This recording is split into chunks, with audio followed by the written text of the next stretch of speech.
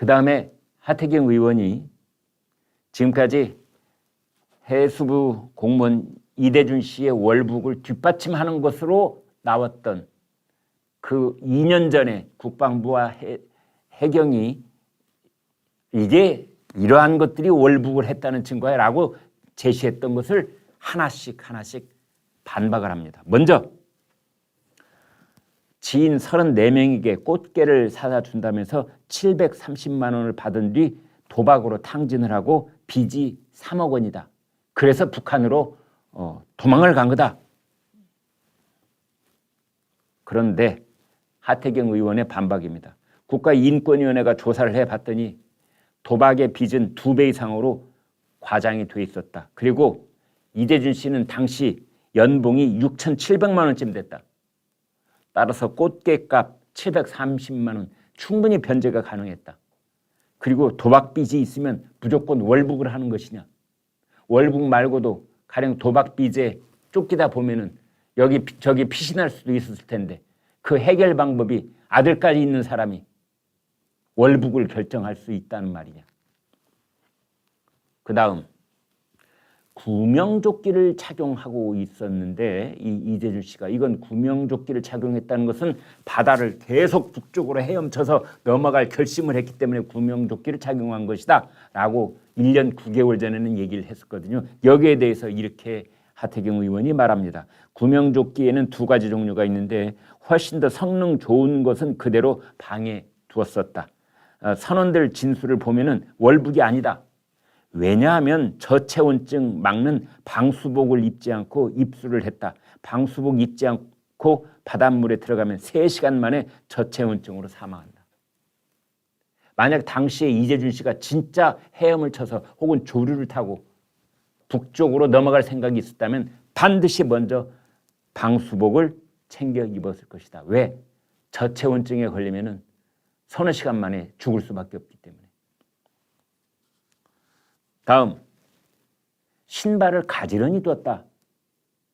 마치 월북을 결심한 사람이 떠나기 전에 자기 뒷정리를 하듯이 신발을 가지런히 뒀다 그랬는데 그 신발이 사실은 슬리퍼다. 이 공무원들은 순찰을 돌 때 안전화를 따로 신기 때문에 그 이전에 신고 있었던 신발을 벗어서 가지런히 두는 것이다. 다음, 당시에 이렇게 발표를 했었습니다. 조류 흐름상 그날은 빠져서 흘러 거기까지 갈 수 있는 조류가 아니었다. 그래서 북쪽으로 헤엄을 쳤다.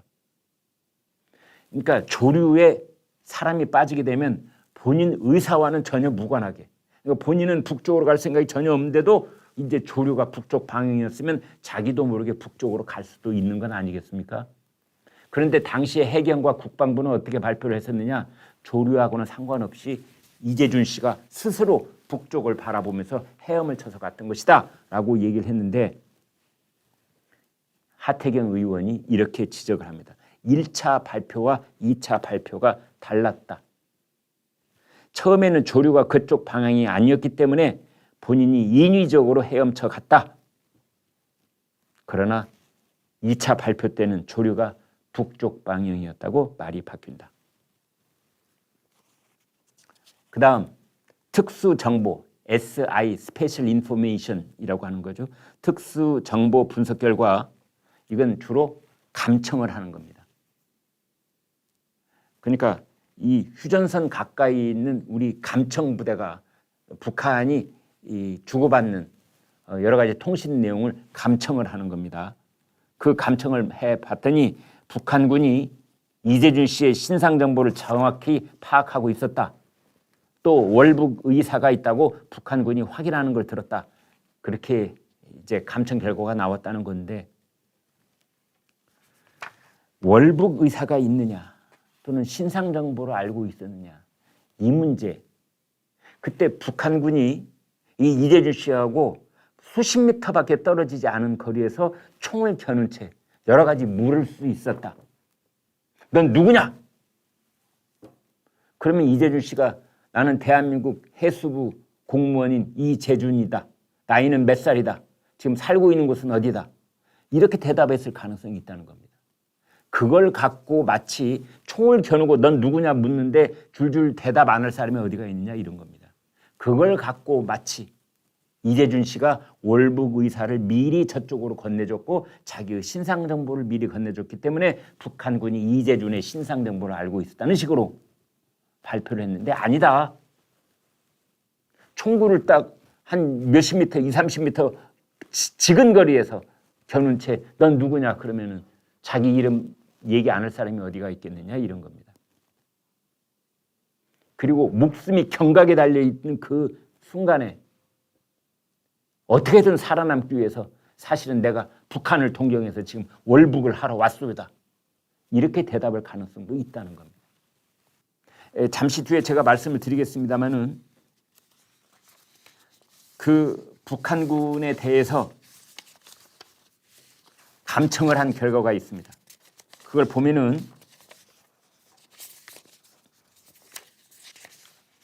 감청 결과를 보면은 762라는 말이 나옵니다. 군 소식통 등에 따르면 당시 획득한 첩보에 762로 하라. 그러니까 상급 부대에서 762로 하라. 그러자 예, 정말 762로 하란 말입니까? 그러니까 북한군이 자기네들 이제 함정에서 저 육지 쪽에 있는 또는 다른 바다 어디인지는 모르겠지만 그쪽하고 주로 무선으로 통신을 주고 받는 겁니다. 무선 통신을 하니까 이게 감청이 됐던 거죠. 그런데 지시를 내리는 쪽에서 762로 하라. 대답. 예? 정말 762로 하란 말입니까? 마치 믿기지 못한다는 것처럼. 아니 저렇게 멀쩡하게 비무장 상태로 바다에 둥둥 떠 있는 사람을 그걸 762로 쏠 필요가 있겠는가 하는 건데 762가 뭐냐? 그렇습니다. 7.62mm 소총을 말합니다. 7.62mm AK 소총도 이제 7.62mm, 5.56mm는 그 우리 군에서 많이 가지고 있는 그 M16 소총이 5.56mm입니다. 7.62mm는 어떤 거냐? 제 얘기를 해서 죄송한데요. 제가 7.62mm 기관단총 사수였었습니다. 군대에 있을 때. 우리가 가지고 있는 화기 중에서는 M60. 여러분 남보라는 영화 보셨죠?